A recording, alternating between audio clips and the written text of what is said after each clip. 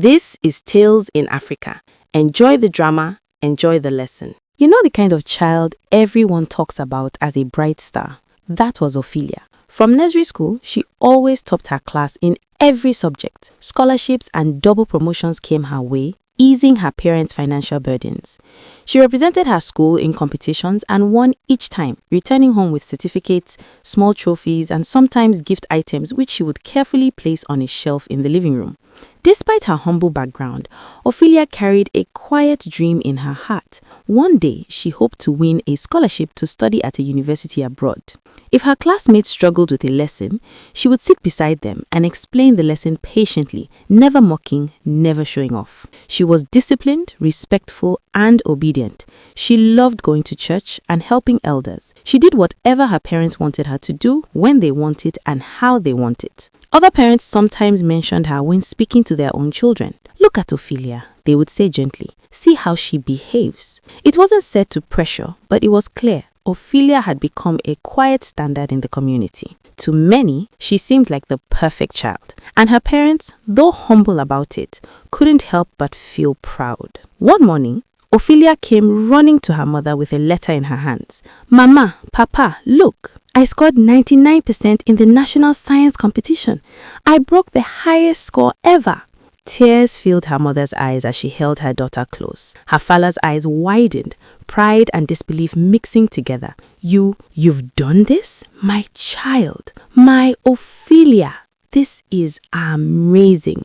They celebrated the moment with joy, unaware that this success had quietly unlocked two doors, one leading to a great opportunity and the other to a temptation no one in that room could yet see.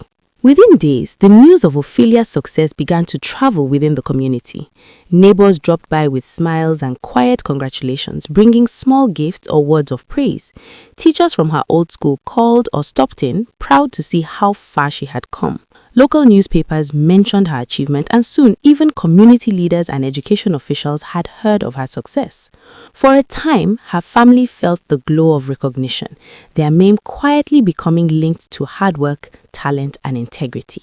One evening, Ophelia's father came home with a wide smile, holding his briefcase a little tighter than usual. "You won't believe what happened today," his voice shaking with excitement. "My boss called me into his office. He said, 'Your family reflects excellence, and your daughter's record-breaking achievement proves it. We want you to lead our new team in Abuja.' We're moving to Abuja," he added, laughter and disbelief in his voice. "I've been promoted, and this is a big step for all of us." Ophelia's eyes sparkled. Her mother embraced him with joy. The news sank in slowly, and for a moment, the room was filled with a mixture of excitement and hope for the new chapter ahead.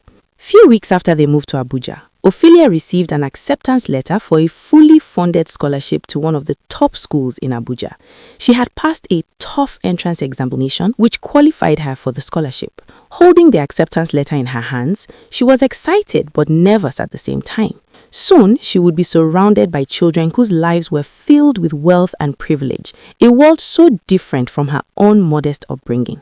Ophelia had always been a brilliant good girl, but in this new world she was about to enter, other qualities mattered more, and she was about to find out. On Monday morning, Ophelia and her parents arrived at her new school. "You've worked so hard, Ophelia," her mother said, tucking a stray strand of hair behind her daughter's ear. "We are proud of you." Her father lifted her chin gently. "You are our future. Keep being the good girl we raised you to be."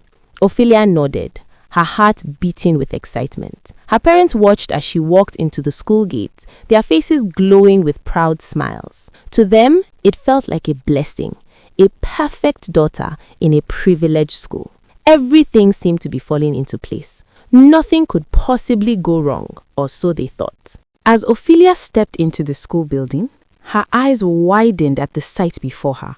Polished marble floors, students moving easily between classes, wearing designer uniforms, holding expensive gadgets, giggling across the hallways. It was a world so different from her own, a place where wealth and privilege were on full display, while she had grown up in a small community where neighbors knew each other's names. She was excited but nervous at the same time. Ophelia stepped into her first classroom, her eyes scanning the shiny desks and the students who seemed completely at ease. Designer notebooks, sparkling pens, and sleek phones were scattered across the tables. She felt eyes on her as she walked by. Whispers reached her ears. "Look at her hair. Why is she dressed like that?" Another voice added quietly, "She's like a small-town girl trying to fit in." The words pricked at her. For a moment, she felt sad, but she straightened her back and turned her attention to the lesson, reminding herself why she was there. Her scholarship had earned her a place in this school, and she wouldn't let fear or judgment shake her determination.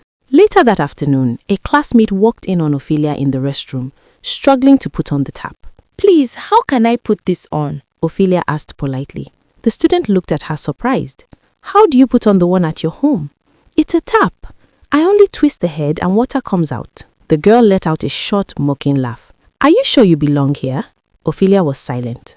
The girl casually pressed a small silver button beside the tap. Water rushed out instantly. "It's not that hard," she said, shaking her head before walking away. Ophelia washed her hands quietly, her face burning. "Are you sure you belong here?" That word pressed on Ophelia's chest as she walked back to the classroom to pick up her bag. That evening, Ophelia sat at the small dining table with her parents. Her mother placed food in front of her. "You must be tired. How was school today?" Her father looked at her with interest. "Yes, tell us, how was your day?" Ophelia paused for a moment. The memory came back. The girl laughing in the restroom and the words she said. "Are you sure you belong here?" Ophelia held her spoon tightly, but she quickly forced a small smile. It was good. Her parents smiled proudly. "We knew you would do well. Just keep working hard," her mother added. Ophelia nodded quietly and continued eating, but inside, the words from earlier still stayed in her mind. The next morning during English class, the teacher gave the student an assignment. "Write a short essay about your weekend morning routine," she said. The class became quiet as everyone began to write. After some time, the teacher said, "Now, I want some of you to come forward and present what you wrote." One by one, students stood up. "I usually have avocado toast and oatmeal for breakfast," said one student. Another said, "My mom makes scrambled eggs and pancakes." Then it was Ophelia's turn. She stood up slowly and read from her paper. "On weekends, I wake up early. After cleaning the house, I eat akara and pap with my family." The moment she finished speaking, laughter broke out across the classroom. Some students whispered to each other and giggled. The teacher raised her hand slightly, a small smile on her face. "All right, that's enough," she said. "It's a cultural breakfast. Stop laughing." The class slowly became quiet again. The teacher looked at Ophelia's paper and nodded. "Well done, Ophelia. Your essay scored the highest in the class. You may return to your seat." Ophelia walked back to her desk, but deep inside, she felt a little ashamed and confused. After the teacher left, from the back of the class, someone muttered, "Village breakfast." The room burst into laughter again. Ophelia sat quietly, her hands folded on her desk, wondering what was funny about the food she had eaten her whole life. And without realizing it, that laughter planted the first small doubt in her heart. The laughter slowly faded, but the feeling stayed with Ophelia. She kept her eyes on her notebook, pretending to read, even though she wasn't happy. The girls who usually sat at the back, the ones everyone quietly called the popular girls, had been watching the whole scene.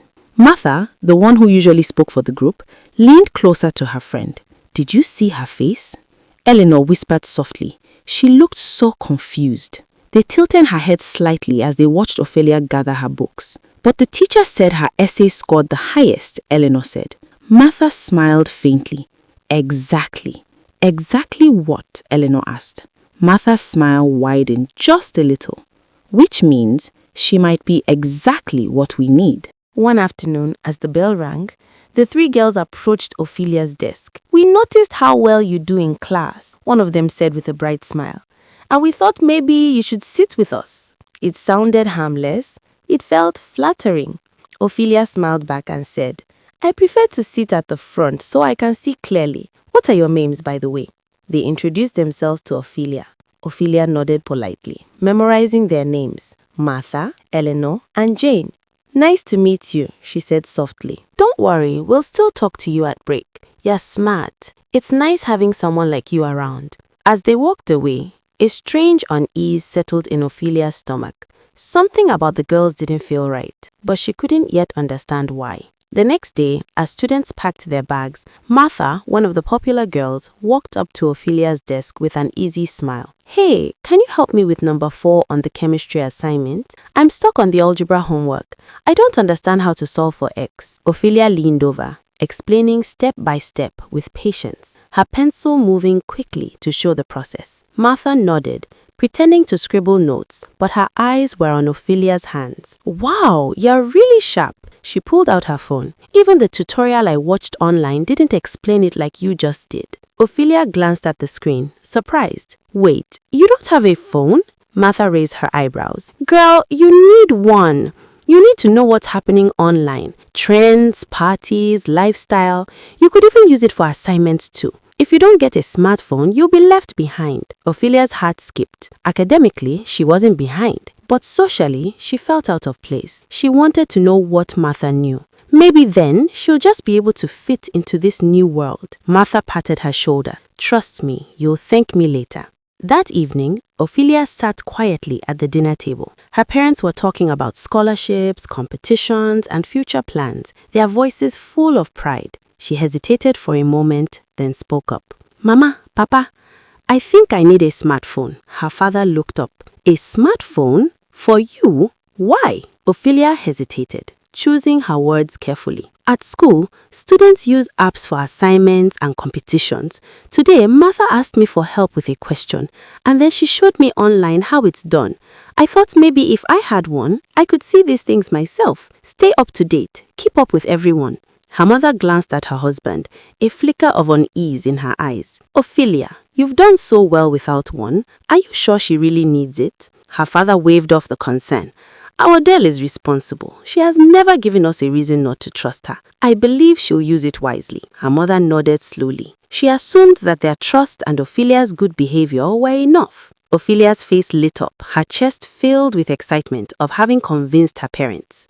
Her parents failed to consider what kind of content she would be exposed to or who she would interact with online.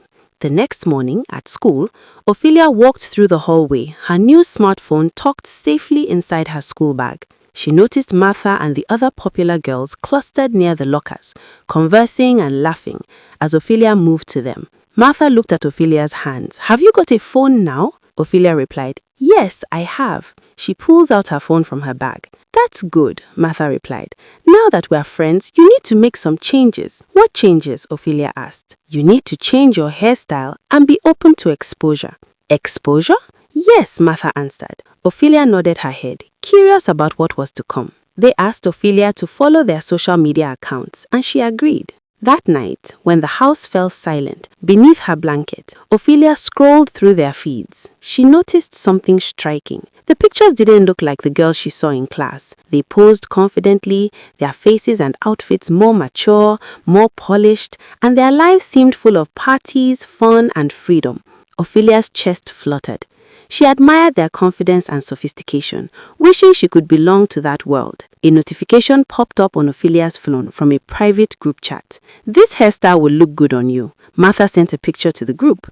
The other girls responded, "Oh wow, this is nice." Ophelia hesitated. She didn't like the hairstyle, but she tapped the heart emoji anyway. Then another message appeared. "It's weekend. We're going to a party tomorrow evening. You coming?" I don't really party," Ophelia typed. "Oh, come on, it'll be fun. There'll be lots of big boys and big girls there. If you're part of our circle, you can't stay stuck in slow good girl mood. Meet us at the school gate. Don't worry about dress or makeup, we'll fix that. Just change your hairstyle." Then another message appeared from Martha. "After tomorrow night, you'll understand why everyone talks about these parties." Ophelia's fingers froze. Her heart raced as she lay in bed later. The reality slowly sank in. Convincing her parents would be impossible. She had never lied to them before, and deep down, she still wanted to be a good girl, but she didn't want another moment like the one in class, the kind that left her feeling embarrassed and out of place. She believed that if she stayed close to the popular girls, she might finally learn the unspoken rules of how to fit in. That evening, Ophelia dressed up in a long black skirt and wrapped her head tight with a scarf. She stood by the door, her heart beating faster than usual. Mom, I'm heading to church for the evening service. Her mother looked up from the kitchen. Evening service? Since when did church start holding Saturday evening service? Ophelia was silent for a split second. They started it recently, she replied quickly. Her mother hesitated, then nodded slowly. All right, just don't come back too late. Ophelia stepped outside, closing the door behind her. Only then did she release the breath she had been holding. For the first time in her life, Ophelia had lied to her parents, and it had worked. When Ophelia arrived at the school gate, she spotted Eleanor leaning against a waiting taxi, scrolling through her phone. You made it, Eleanor said with a smile. Before Ophelia could respond, Eleanor opened the taxi door and pulled out a small bag. Quick, change into this, handing Ophelia a sleek blue dress. A few minutes later, Ophelia stepped out from behind the taxi, smoothing the unfamiliar fabric over her knees. She barely recognized herself. Eleanor smiled approvingly. Then she reached into her purse and pulled out a small red tube. What's that? Ophelia asked. Lipstick, Eleanor said casually, twisting it open. Trust me, it will make you look even more beautiful. Ophelia hesitated as Eleanor gently applied the bright red color to her lips. For a moment, Ophelia stared at her reflection in the taxi window. The girl looking back at her didn't quite look like the Ophelia she knew. She couldn't tell if that excited her or scared her. As they arrived at the party house, music blasted faintly in the distance. Ophelia's heart beat faster. She imagined laughter, dancing, maybe a few drinks. Nothing too serious, just a chance to finally feel like she belonged. Martha pushed the door open. The music exploded into the night. Inside, the room was packed. Older boys leaned against the walls, bottles passed from hand to hand, and the air smelled sharp and unfamiliar. This wasn't the simple party she had imagined, and for a brief moment, she wondered if she had just walked into something she wasn't ready for. She hesitated at the doorway, her hand holding the strap of her bag, feeling oddly out of place. Come on, Ophelia, Martha called, grabbing her hand. Dance with us. Ophelia forced a smile and moved toward the small circle of girls swaying to the beat. She tried to follow their steps, matching their laughter, but every motion felt unnatural. Her head kept pounding from the noise, her body was uncomfortable. A few minutes in, she stopped, swaying lightly to the music, but not truly participating. I think I'll just stand here for a bit. The girls glanced at each other and rolled their eyes. They kept chatting and laughing, leaving her on the edge of the dance circle. Ophelia whispered to herself, almost inaudibly, I just want to go home. Just then, her phone vibrated. Mom calling. Ophelia's stomach dropped. She quickly stepped outside onto the balcony and answered. Hello, Mama? Ophelia, her mother's voice said. Your father and I just arrived at church for the evening program. We don't see you here. For a moment, Ophelia couldn't breathe. The music from inside the party pulsed behind her. Oh, Mom, the youth fellowship moved the meeting to a small hall behind the main church building. There was a pause on the line. Really? Ophelia's heart pounded so loudly she thought it might be heard through the phone. Yes, Mama, she replied, forcing calm in her voice. The main hall was already full. Another pause. Then her mother sighed. All right, just be careful and come home early. The call ended. Ophelia lowered the phone, her hands shaking. I should head home now. She changed back into her long skirt and slipped quietly out of the party house, the laughter and music fading behind her. The taxi ride home was silent. Her chest still felt fear from the close call, but she felt relieved. At least her parents hadn't suspected a thing. As she climbed into bed later that night, she hugged her pillow. I got away with it. But how many more times will I have to? She closed her eyes and whispered to herself, I need to stay focused and study. I want a scholarship abroad for my university, but I can't leave my friends. How do I learn to fit in? I just need to find a balance. The next Monday, the popular girls were standing near the lockers, laughing and replaying every moment of the weekend party. Ophelia approached, trying to slip in a greeting.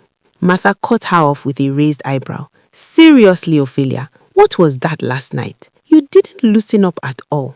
You even left without telling anyone, Jane added. I'm sorry. I'll do better next time, Ophelia replied. It's fine. Another party is coming next month. And trust me, it's the baddest in town.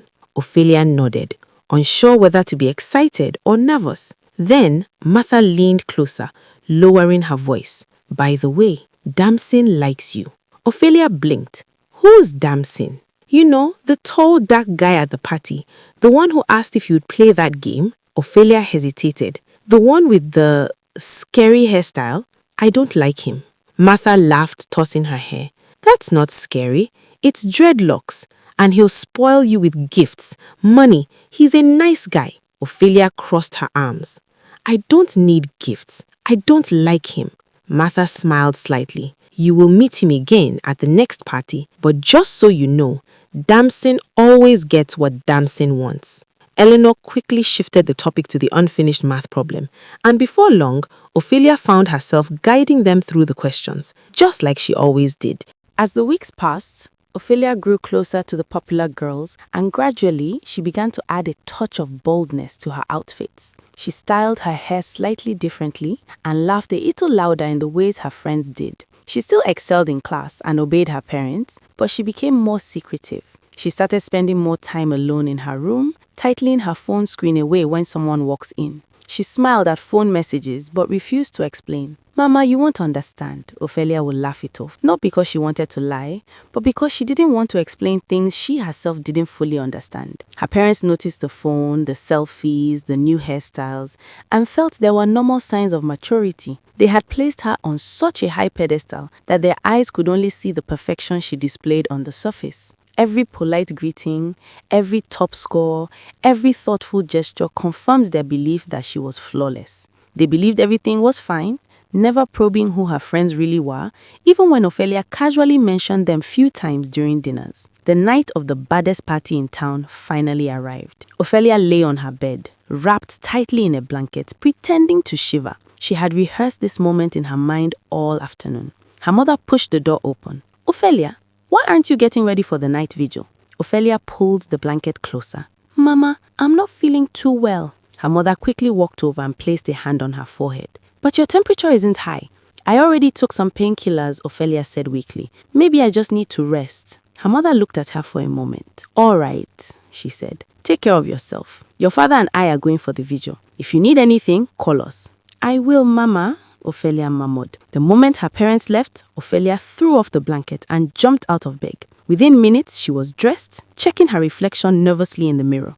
Her heart raced as she slipped out of the house and hurried toward the school gate. Jane leaned against the taxi, scrolling through her phone when Ophelia arrived at the school gate. You made it, Jane said with a smile. Before Ophelia could reply, Jane pulled open a small bag and brought out a short, stylish dress. Change into this.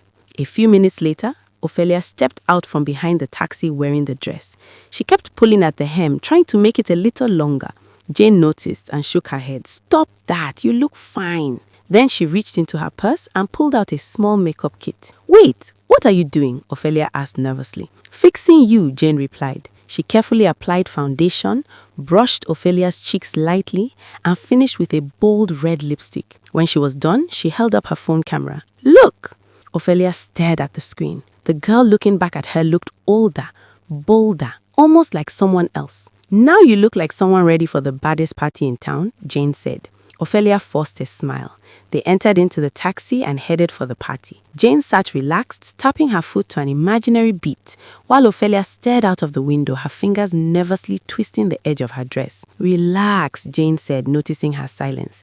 Tonight is going to be epic. Soon the taxi slowed in front of a large house glowing with colorful lights. Cars lined the street and groups of big boys and girls gathered outside the gate, laughing loudly. Jane paid the driver and stepped out confidently. The bass from the music vibrated through the ground as they walked inside. The house was packed.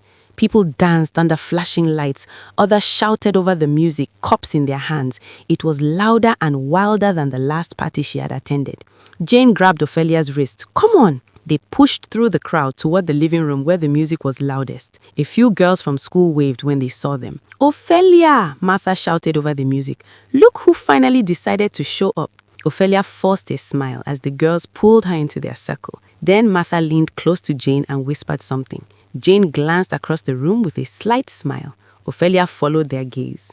Standing near the staircase was Damson, his dreadlocks tied back, watching the room calmly. But the moment his eyes landed on Ophelia, a slow smile spread on his face. Jane leaned close to Ophelia's ear. "Looks like someone has been waiting for you all night." Ophelia felt a chill run down her spine. The party had barely begun, but suddenly she felt like the center of something she didn't fully understand yet.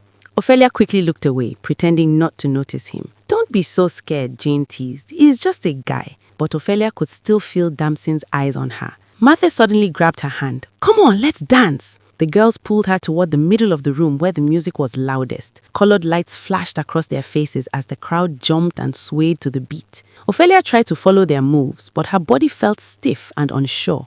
The dress felt too short, the room too loud, and the attention too heavy. "Loosen up!" Martha shouted, laughing.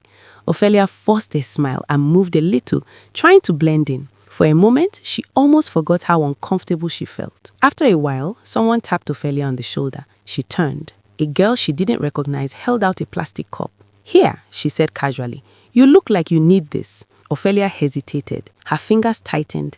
"I don't usually." Her friends exchanged quick glances. "Oh, please," Martha mocked. "It's just one sip." "You are not a child, Ophelia. You are 18. Don't be so serious all the time. Relax," one of the girls whispered again, nudging her shoulder. "Live a little." Ophelia took the cup and sipped. The taste was strange, sweet, but sharp at the same time. Damson watched as Ophelia sipped the drink, a slow smile playing on his lips. Her friends cheered softly, clinking their cups against hers as if she had passed some invisible test. Ophelia forced a smile as warmth spread through her chest. The room blurred slightly. Music and voices seemed louder and closer. She followed the girls from one room to another, smiling, trying to keep up. And for a brief moment, the careful, disciplined girl seemed to disappear. Everything after that felt blurry. Hours later, Ophelia found herself sitting quietly in a taxi heading home. Her body felt tired and strange, like she had run a long race she couldn't remember. When she finally slipped back into her room that night, the house was silent. She lay down on her bed, staring at the ceiling, trying to piece the night together. She couldn't explain why her stomach hurt or why her body felt unfamiliar. She tried to remember clearly, but the memories refused to come together. Something about that night didn't feel right, and she had no idea that in a few weeks, her life would begin to change in ways she never expected. The next Monday during lunch break, the popular girls gathered near the lockers again, laughing loudly about the party. "That night was crazy," Martha said, shaking her head.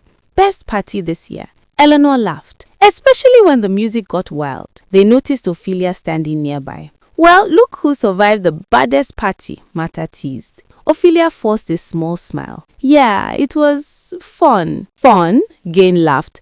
"Girl, you disappeared before the night even finished." Ophelia frowned slightly. "What do you mean? You don't remember? You looked a little out of it. Next thing we knew, you were gone." Martha waved her hand dismissively. "Maybe the party was too much for our good girl." The girls laughed. Ophelia laughed too, but her mind was racing. She didn't remember leaving. Weeks passed, and Ophelia's mother began to notice something wasn't right with her daughter. She had been quietly watching her over the past few weeks. The tired walks to the kitchen, the way she lingered at the table without touching her food, the faint paleness in her cheeks. "Ophelia," her mother said one evening, placing a hand on her daughter's shoulder, "you seem different. Are you feeling okay?" Ophelia forced a small smile, pressing her lips together. "I'm fine, Mama, really." But her mother's eyes didn't leave her face.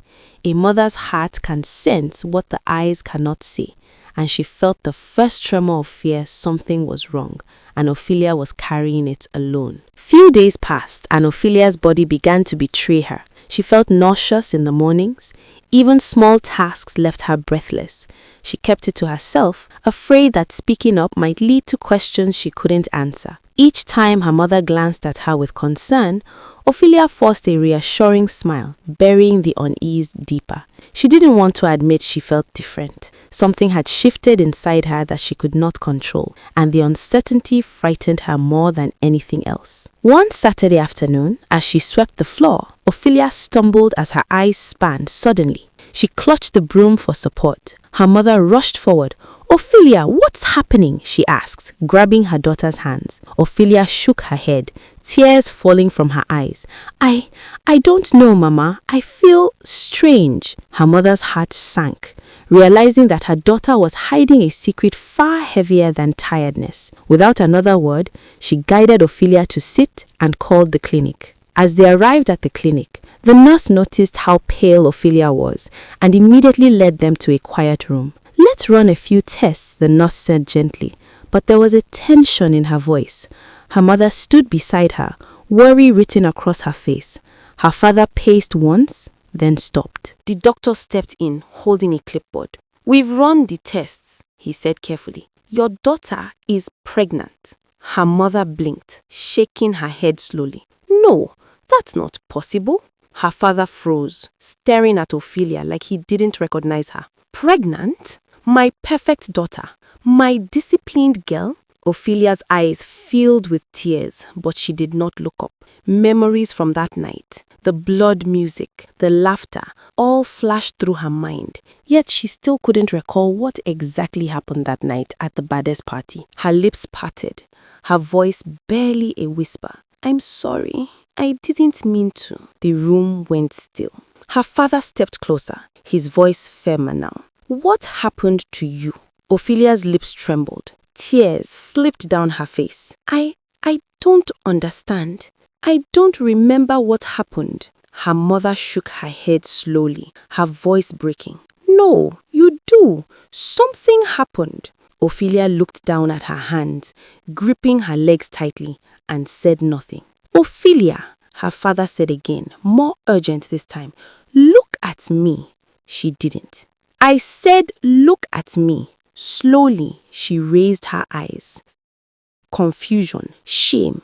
"I don't remember," she said again, her voice weaker now. Her mother let out a soft, helpless cry, covering her mouth. Her father stared at her for a long moment, waiting for an answer from Ophelia.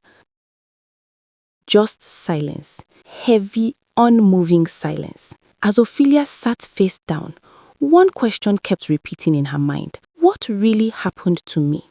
And somewhere out there, someone knew the answer. And in part 2, the whole truth will be revealed.